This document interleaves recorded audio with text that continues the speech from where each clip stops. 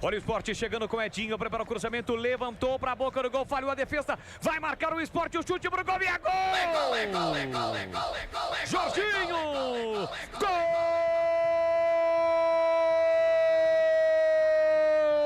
Gol do Sport! Jorginho tem a 10 estampada na camisa. Na falha incrível do Thiago Oliveira após o cruzamento que sai aqui da direita. O Edinho domina, cruza. O Thiago Oliveira tentou afastar e fura. Ela sobra sozinha para Jorginho. Na risca frontal da pequena área e a queima-roupa bate no canto. Indefensável para o Kaique França. O Sport empata o jogo, perdia por 3-0 e vai buscar o empate. Explode aí no retiro. Jorginho. 34 segundo tempo, está registrado.